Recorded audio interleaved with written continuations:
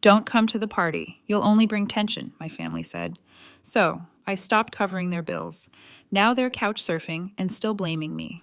Hey, Reddit, buckle up because this one's a mess. For 2 years, I, Benita, 35, quietly paid my parents' mortgage and utilities, over $6,000 a year. Why? Because my golden boy brother Rob, 31, blew through their savings chasing crypto fantasies and they couldn't manage. No thanks, no appreciation, just silence. Then one day, my dad calls and tells me not to come to his retirement party. Said it's better for Rob's mental health, like I was the problem. So I stopped paying, didn't yell, didn't warn them, just let the bills hit. Now they're freezing, broke, and mad at me. So, you ever get that feeling like something's off, but you can't tell if it's just your brain being weird or if people really are being shady? That was me 2 weeks before Dad's retirement party. Whole family was buzzing about it. Group chats were dinging nonstop, and I was like, cool, can't wait. Until I realized I was never actually invited. Yeah, no address, no time, no bring your famous ribs, nothing. I figured maybe they were just being last minute like always. My family couldn't organize a sock drawer without turning it into a drama. But then my cousin Kyle asked if I was going to give the speech since I'm still paying the bills, and I froze. Speech? What speech? He goes, the one at the party? You're going, right? I laughed, like really laughed, and said, guess not. So I called my dad later that night, straight up, no fluff. Hey, so am I coming to this retirement thing or nah? And this man had the audacity to sigh like I just asked him to fix a printer. Benita, maybe it's better if you sit this one out. I swear I heard my own brain short circuit. Sit what out? He goes, it's just, Rob's been on edge lately. He's really trying to get his life back on track. It's his idea, not mine. He just wants the event to go smoothly. No stress, no tension. You understand? I had to mute myself so I didn't start yelling into the phone like a cartoon character. I came back with, you're telling me I've been making your mortgage payments for 2 years, and I can't come to a party you're throwing with my money? Silence. Then, Benita, don't make this about money. Don't make this about money, my man. I've been busting my back at a warehouse since 2021.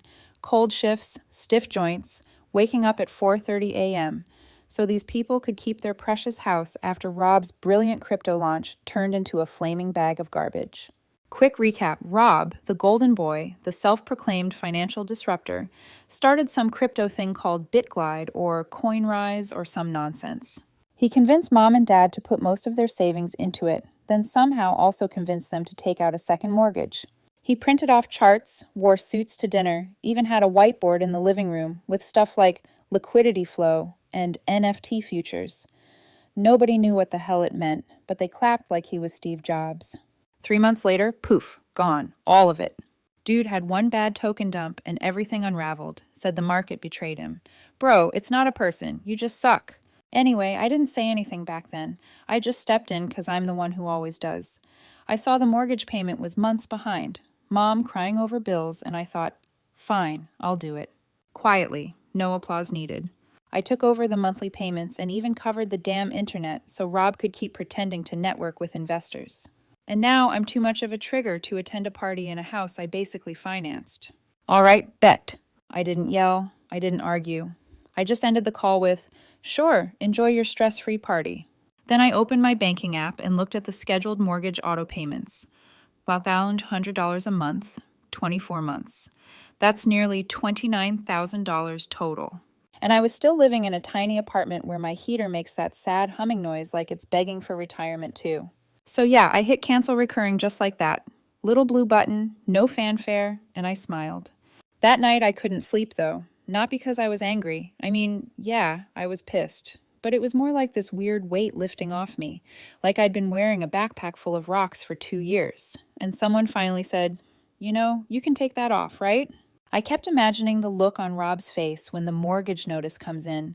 First it'll be confusion, then panic. Then, of course, he'll blame the system, then me.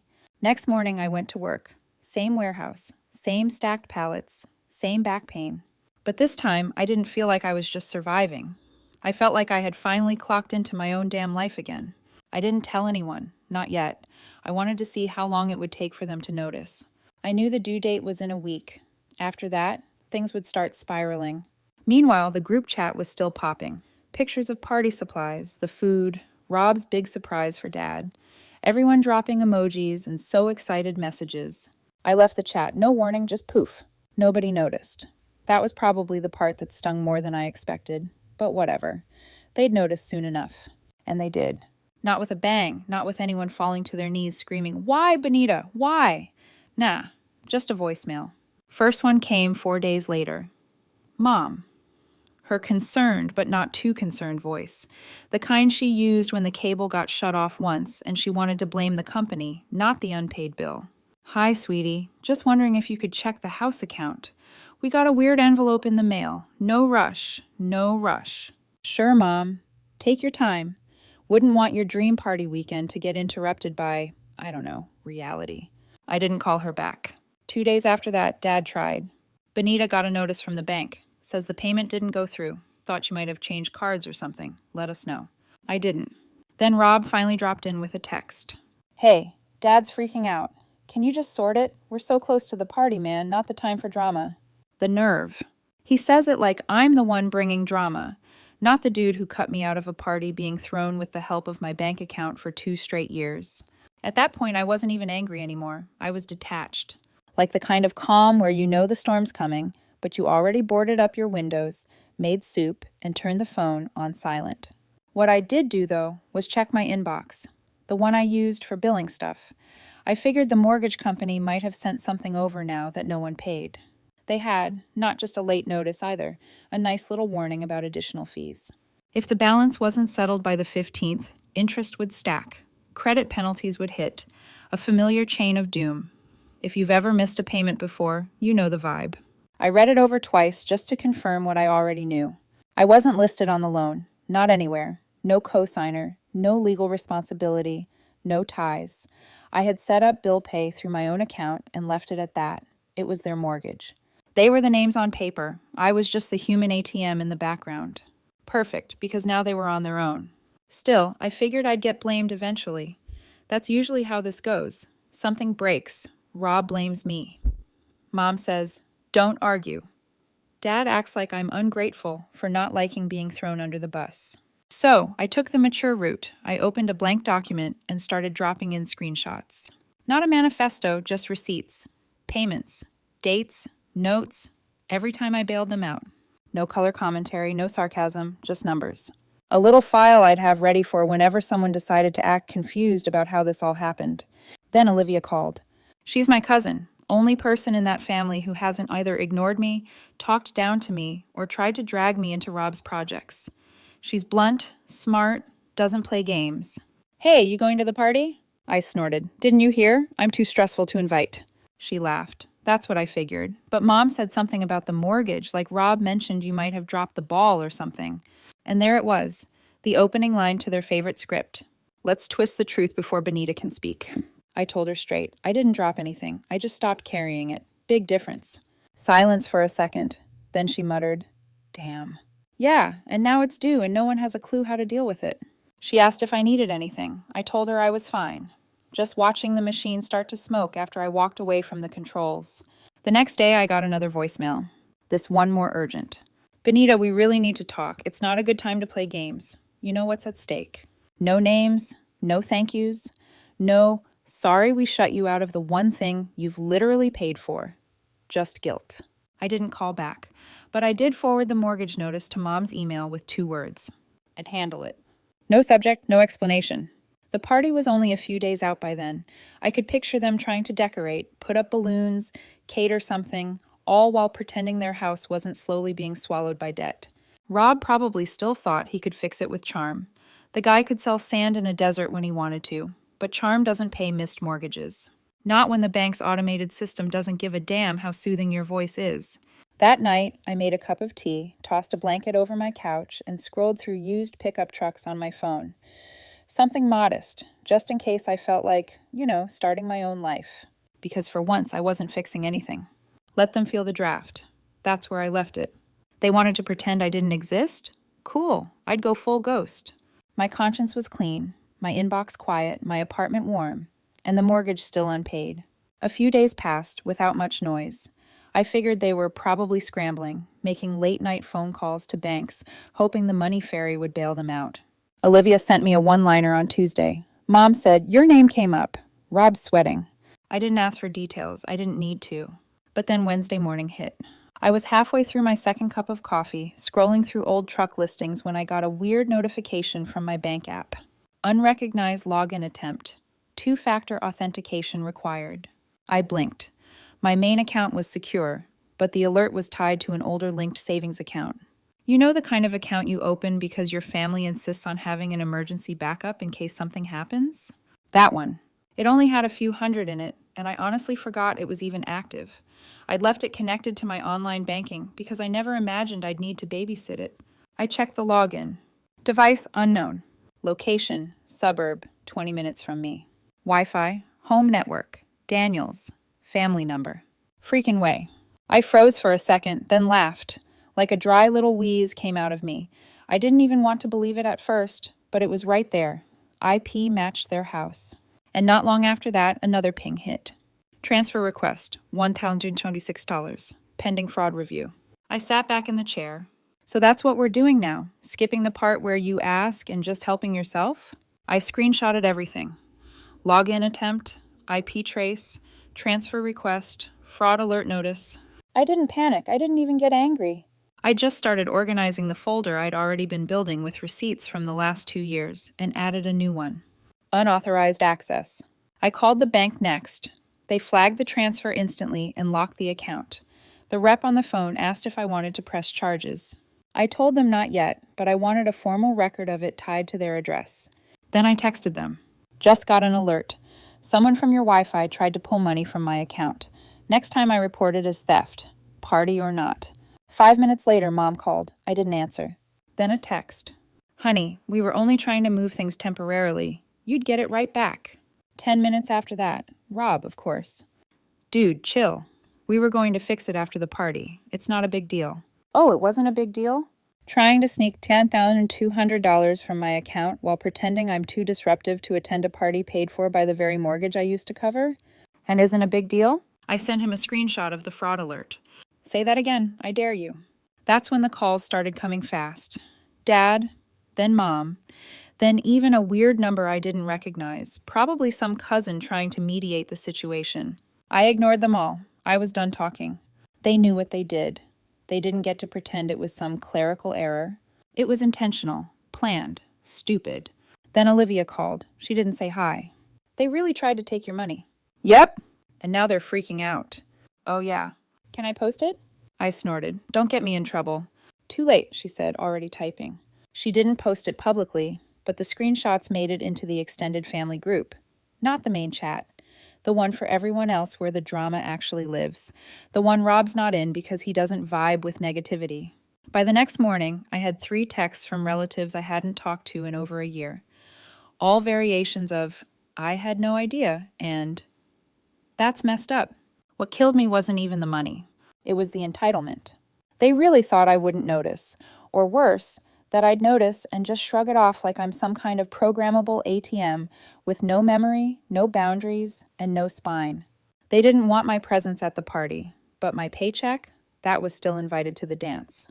At work, I barely spoke that day, just loaded pallets and let my mind run.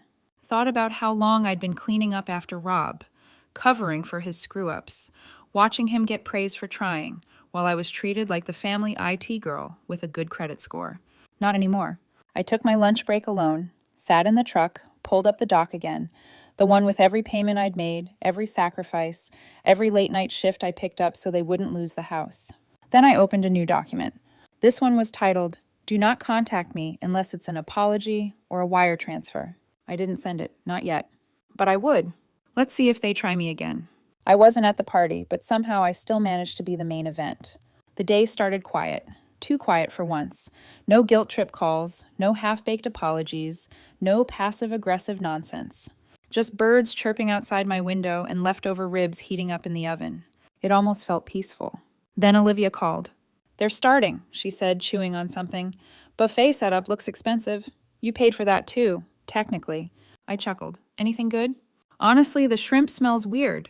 Rob's already sweating and your dad's trying to act like nothing's wrong. It's delicious. I let her talk while I flipped my ribs and grabbed a paper plate. I didn't need to see it. I could picture everything. The fake smiles, the forced laughter, Rob playing host while quietly hoping no one mentioned the house. Olivia gave me live updates, and honestly, I didn't even ask. She just kept dropping little things while I sat on my patio, enjoying the warm weather and my own company. Then something actually interesting happened. Apparently, my cousin Kyle made a toast. Now, Kyle's not subtle. He's the guy who once gave a wedding speech that started with, "I didn't think this would last, but here we are." So yeah, not the best with filters. I guess he stood up, raised his glass, and casually said, "And to the man of the hour, and to Benita, who paid for the air conditioning we're all enjoying today." Dead silence. Olivia didn't even need to describe the room. I could feel it through the phone, that moment where everyone's eyes dart around like they heard something they weren't supposed to. Rob apparently froze mid-bite, and Dad's expression dropped like he got caught with his hand in the church offering plate. That's when I decided to give them something to really talk about. I had a PDF saved. Nothing dramatic, just 2 years' worth of mortgage payments documented in boring spreadsheet glory. I'd built it weeks ago. Every payment, every date, every note, plain and undeniable. I sent it straight to the family email thread. Not a message, not a rant, just the document. Titled, "Who Paid for the House?" 10 minutes later, my phone started ringing. First it was Dad, declined. Then Mom, declined. Then a number I didn't recognize, probably Rob borrowing someone's phone, also declined. They could stew in it. What I didn't expect was what came next. One of my aunts, the dramatic one who wears sunglasses indoors, stood up after reading it and asked out loud, "Addie So-My-So, is this real?" No one answered. Not Rob, not my parents, not a single soul in that overpriced, balloon-cluttered living room. Then, without another word, she grabbed her purse, took a to-go plate of salmon puffs, and walked out. Just like that. The party cracked. People didn't leave all at once, but it was obvious. They stopped smiling. Conversations died. Plates went unfinished. Apparently, Rob tried to salvage it with a speech. Something about family not bringing private things into public. But by then, nobody cared. They were too busy trying not to make eye contact. Back at my place, I was still eating. I had the game on in the background, my phone buzzing every 10 seconds with missed calls, voicemails, and one email from Mom with the subject line, "This wasn't fair to do today." You know what else wasn't fair? Being erased from your own family while your paycheck kept the lights on. What killed me wasn't just that they threw a party without me. It was that they knew I'd been carrying them for 2 years and still thought it was okay to leave me out, like I was some grumpy aunt who doesn't RSVP. They wanted the money, not the woman.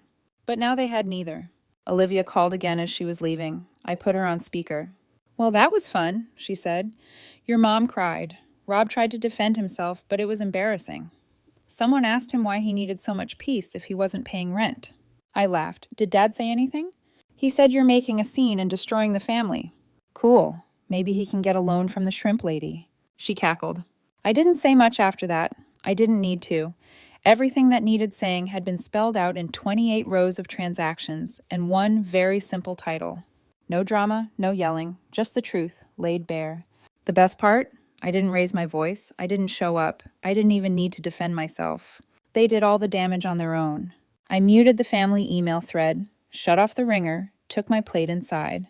The party was over. Not just the one in their living room. The one where I played the invisible backbone of a family that only noticed me when it was convenient. I ended it without ever stepping foot near their house. No yelling, no threats, just facts. Cold ones, no seasoning. And for a few days, it stayed quiet. A weird kind of quiet. Not peaceful exactly, but hollow, like the air after a storm when everything's still wet and broken, but at least it stopped raining. I expected the aftermath to be messy. Maybe some screaming, some frantic apologies, one of those, "we didn't mean it," phone calls. But there was nothing. No contact, no follow-ups, just silence. I figured they were licking their wounds or rewriting the narrative in their heads. Whatever. I was busy pretending I didn't exist in their world anymore. Turns out pretending is a two-way street. The next week I got mail, a fat envelope, full legal name printed on the label.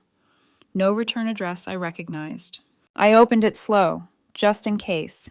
You get enough unpaid overtime and ignored voicemails from your parents, and you start treating physical mail like it might explode. Inside, a letter and a stack of documents. Bold text on the top page. A deed transfer notification. Partial ownership acknowledgement. I blinked, read it again. Then I just laughed. Loud. The kind of laugh that starts in your chest and rolls out of your mouth like, "You've got to be kidding me." They did it. They actually did it. My parents had filed a partial property transfer assigning me as a co-owner of the house. The one they told me not to come to. The one they tried to steal money from. The one I stopped paying for 2 chapters ago. There was a cover note from the notary's office, something along the lines of, "As requested, this filing confirms shared ownership of the following residence with named party Benita Daniels, assuming equal claim and interest." I stopped reading. Equal interest in what? The past due bills? They didn't even have the guts to tell me. Just filed it and mailed the paperwork. No call, no warning, not even a fake courtesy message like, "Hey, Benita, quick heads up. We made you responsible for a crumbling house we're still too entitled to maintain." Nah, just slap my name on the legal docs like I'm the family mascot they can haul out when the furnace breaks. And that's when the second envelope arrived. This one was smaller, from the county tax assessor. I opened it, already guessing where it was going. And sure enough, there it was. Notice of property tax responsibility, Benita Daniels. They triggered a change in ownership filing that flagged my name with the county office, which meant starting next cycle, I'd get tax notifications too. All because my parents wanted to make me legally attached to the sinking ship they were too proud to sell and too broke to save. I sat there at the kitchen table, the whole stack of papers spread out like a crime scene, and I just muttered, "They really did it." I wasn't even angry in that moment. I was stunned. The level of shamelessness, Olympic tier. I took photos of everything, scanned the letters, then I called Olivia. She answered like she was mid-coffee. "Yo, you're not going to believe what just showed up." "Oh God, what now?" "They transferred the house into my name, like, legally, county level, didn't even ask." She went silent. I heard her exhale, then mumble, "You've got to be kidding me." "I wish." "You're kidding." "Wish." She cursed, hard. After I laid it all out, she just said what I was already thinking. "They're trying to rope you back in. This is just another way to force you to start paying again. If it's yours, you'll feel responsible." Exactly. That was the trick. They wanted the guilt to do what gratitude never did. I didn't respond to them right away. Not that day. Not even the next. I wanted it to marinate. Let them sit there and wait for my reaction. Let the silence build until it felt like a bomb in their lap.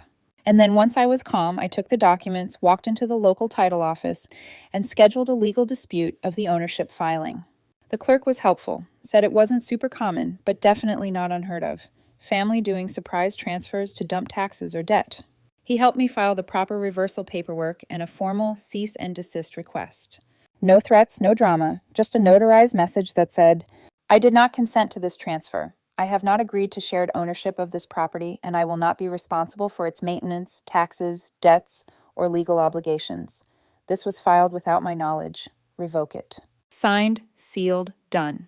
Then I called the mortgage company, not to fight, just to make sure they still knew where I stood. Told them I was never a borrower, never legally tied, and if anyone tried to pin me again, I'd have formal documentation ready to push back. By Friday, I sent my parents a single email. No emotion, just facts. And in subject, remove me. Body. I received the property transfer paperwork. I did not authorize it. I am filing reversal documentation. Any future attempts to assign me ownership or payment responsibility will be treated as legal harassment. Do not involve me again. Anna Benita. That night, Mom called. I didn't answer. Dad called. Blocked. Rob tried through some shared contact, but it didn't matter. They couldn't undo what they'd shown me. It wasn't enough that I paid. It wasn't enough that I kept them afloat. They still wanted to find a way to keep me tethered, even if it meant doing it behind my back, in paperwork. They could keep the house. They earned the rot, and they were finally starting to smell it. I knew the second envelope was coming before I even saw it. You don't skip 2 mortgage payments and file fake deed paperwork without consequences eventually knocking. This time, though, it wasn't sent to their address. It landed in my mailbox because I used to handle the bills through my online account, and apparently someone at the mortgage company hadn't scrubbed me off the backup contact list. I tore it open, scanned the heading, and exhaled through my nose. A notice of intent to foreclose. 2 bold pages. Unpaid balance. Fees stacking. Deadline outlined in red. Final warning. I tossed it on the table, didn't even sit down to read the rest. I'd already seen this movie, and I knew how it ended. Still, I stared at the document for a second too long. Not out of guilt. Just baffled at how we even got here. I saved them from this exact thing for 2 years. 2 years. And the second I stopped, they went full kamikaze into the same hole. Only this time they tried to drag me in legally. I thought that was the climax. But nope, that was just the pre-show. The real show came 2 days later. I got home from work, boots still muddy, hands raw from unloading a freight shipment, and found her standing at my door. My mom, holding a plastic container of what looked like half-baked lemon bars and a jacket way too thin for the weather. I opened the door just enough to block it with my boot and leaned on the frame. "Benita," she said, smiling like we were at a church picnic. I stared. "How'd you get my address?" "We've always had it, sweetie. Don't be like that." I didn't move. She raised the container. "I made your favorite. I thought we could talk." "You brought lemon bars to a foreclosure." Her smile faltered. "We're not being foreclosed," she said quickly. How? Too quickly. "It's just a formality. They send those letters to scare you." "Sure." "Can I come in?" "No." There was a long, uncomfortable pause.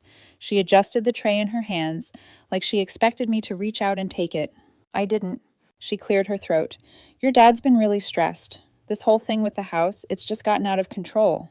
"You mean after you tried to sneak my name onto it?" She blinked like I'd cursed at her. "We were trying to keep it in the family," she said. And I swear, she believed it. "You paid for so long, it just felt right." "Without telling me?" "You weren't returning calls." I stared. "So your plan was to legally attach me to your debt without asking and then hope I'd be flattered?" She looked genuinely confused that I didn't see it that way. "We thought maybe you'd feel like it was yours. I mean, it is yours, right? You paid for it." I actually laughed, a real sharp breath out of disbelief. "Yeah, paid. Not inherited, not volunteered. Paid. Because your other son tanked your savings on crypto and you were about to lose the house." She didn't argue. She just kept holding those lemon bars like they'd fix everything. "Rob's in a really bad place right now," she said finally, soft and sad. "He's been trying, but he feels like you've been targeting him." "He feels like that." She nodded. "This whole thing with the party and the messages going around, you embarrassed him, and your father too. You could have just talked to us." "You mean before or after the forgery?" "Benita, please don't say it like that. No one forged anything." "You submitted ownership paperwork with my name on it, without my consent. That's not a family favor. That's a count lawsuit." She sighed, like I was the unreasonable one. "You're being so dramatic." I stepped back a little, just enough to close the gap in the door, but still kept it open a crack. "You came here to ask me to fix this, didn't you? We just need a little help getting current. We'll take over after. We promise." "No." "But—" "No," I said again, louder this time. "I'm not bailing you out. Not again. You had your shot." She blinked fast, like she was trying to summon tears. "Your father can't work like he used to," she whispered. "His pressure's been high. He hasn't been sleeping. Rob's having breakdowns. We don't know what to do." "You figure it out," I said. "Just like I had to, for 2 years. Without lemon bars." She finally dropped the act. Her shoulders stiffened. Her voice rose. "We didn't ask you to take over. You damn volunteered. Don't throw it in our faces now. You act like you were some kind of hero. You were just helping. Families help each other." I raised an eyebrow. Funny how that rule only applies when you need something. Her face twisted like I'd slapped her. "We were going to give you the house eventually. That's what the transfer was about. Securing your future." "No," I snapped. "That was about making your problem my responsibility again. Without asking. Without earning it. And you thought if you wrapped it in legalese and lemon bars, I'd just roll over." She said nothing. "You said I wasn't welcome at the party, that I caused too much tension. And now suddenly I'm good enough to own the roof?" Still nothing. I exhaled. "Go home, Mom, whatever's left of it." She left the lemon bars on the doormat, like that was going to change anything, and walked off in silence. I didn't pick them up. The next day I got an email from Dad. Long, dramatic, paragraph after paragraph of thinly veiled guilt. "We're a family, Benita. Mistakes were made, but you're not perfect either. Your coldness hurts more than you know. You weren't raised this way. You used to be more understanding. Rob's in a dark place. We're all hurting. Step up." No apology, no accountability. Just projection dressed up like concern. I didn't reply. Instead, I forwarded it to Olivia. Subject line: "Family means guilt." Apparently, she just replied, These people are insane. That night, she called me while I was folding laundry. They listed the house on Marketplace, she said casually. I paused. What? Yep, Rob's trying to rent it out. Says it's a great opportunity for young professionals, while it's mid-foreclosure. I blinked. That's illegal. She laughed. Yep, someone messaged him about a walkthrough and he said the co-owner would handle it. She didn't even have to say it. I groaned.